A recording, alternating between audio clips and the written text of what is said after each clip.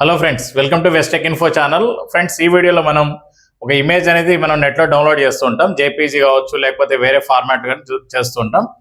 కొన్ని ఫార్మాట్స్ అయితే direct download అవుతుంటాయి, అంటే జేపీజీ రిలేటెడ్ అయితే డౌన్లోడ్ అవుతుంటాయి, లేదంటే పిఎన్జీ డౌన్లోడ్ అవుతుంటాయి.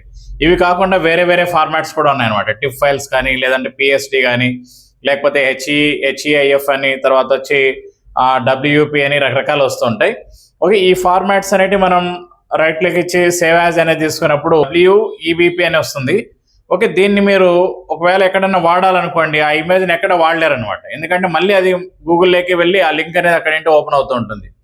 ఓకే, ఒకవేళ మీరు కాపీ చేసినా కూడా ఇమేజ్ అంతా కూడా బ్లాక్ కలర్ రావడం ఇలాంటివి చూస్తుంటారు.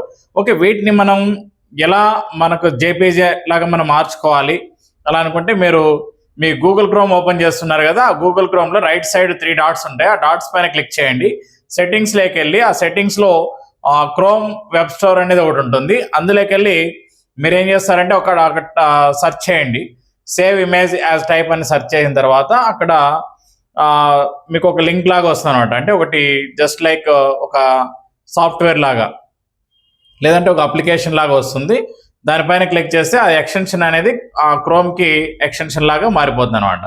మీరు ఇక్కడి నుంచి ఏ ఇమేజ్ మీరు డౌన్లోడ్ చేయాలన్నా, లేకపోతే ఏదన్నా సేవ్ చేసుకోవాలన్నా, సేవ్ ఇమేజ్ యాజ్ టైప్ అని లాస్ట్ కార్నర్లో చూపిస్తుంది అనమాట.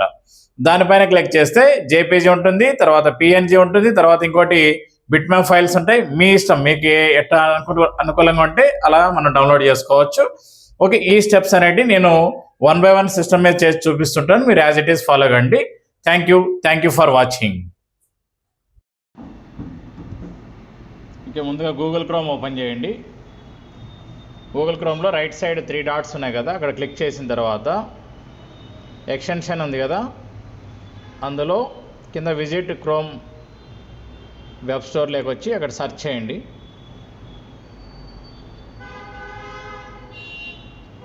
ఓకే, ఇందులో సేవ్ ఇమేజ్ యాజ్ టైప్ అక్కడ కింద వచ్చింది చూడండి, దాన్ని సెలెక్ట్ చేసుకోండి. ఇక్కడ యాడ్ టు క్రోమ్ అని తీసుకున్నారంటే యాడ్ ఎక్స్టెన్షన్.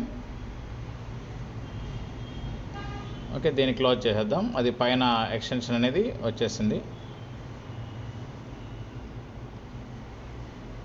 ఇప్పుడు మళ్ళీ మీరు సెర్చ్లోకి వెళ్ళి ఇమేజ్ అనేది ఏదైనా మీకు నచ్చిన ఇమేజ్ సెర్చ్ చేయొచ్చు.